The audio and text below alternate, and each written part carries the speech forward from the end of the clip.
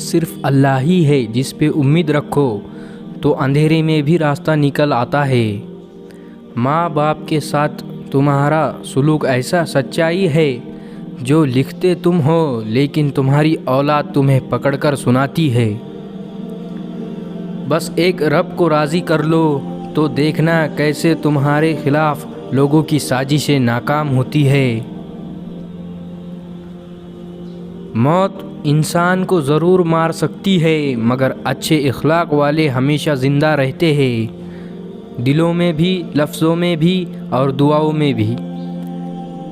تمہاری اصل ہستی تمہاری سوچ ہے اور باقی تو صرف ہڈیاں اور خالی گوشت ہیں۔ ہمیشہ اس وقت بولو جب آپ کو احساس ہو کہ آپ کے الفاظ جو آپ کہنے جا رہے ہو وہ آپ کی خاموشی سے زیادہ خوبصورت ہو۔ زندگی ہمیشہ ایک نیا موقع دیتی ہے، آسان لفظوں میں اسے آج کہتے ہیں۔ اگر تم بیکار پتھر جیسے ہوں تو کسی صحابی علم کے پاس بیٹھ جاؤ، گوہر بن جاؤ گے۔ انسان اس دولت پر اتنا تکبر کیوں کرتا ہے جو اگر حلال ہو تو اس کا حساب دینا پڑے گا اور اگر حرام ہو تو عذاب سہنا پڑے گا۔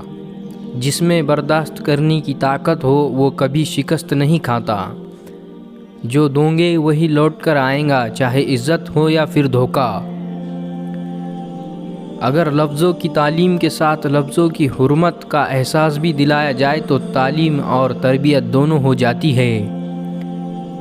صبر کا دامن ہاتھ سے نہ چھوڑو، ہر کام آسان ہونے سے پہلے مشکل ہوتا ہے۔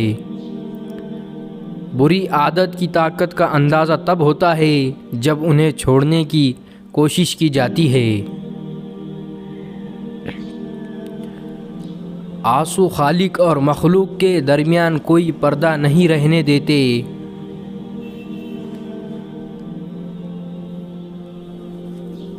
حضرت انس رضی اللہ تعالی عنہ کا فرمان ہے، میں نے کوئی ریشم اتنی ملائم نہیں دیکھی جتنی نرم و نازک حضور پاک صلی اللہ علیہ وسلم کی ہتھیلی ہے۔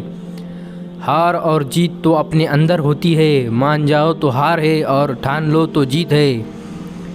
سجدے میں سر، گلے میں خنجر اور 3 دن کی پیاس، ایسی نماز پھر نہ ہوئی کربلا کے بعد۔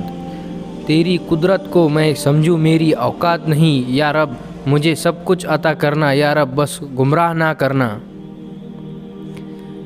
بدصورتی رویے اور لہجوں میں ہوتی ہے، انسان میں نہیں۔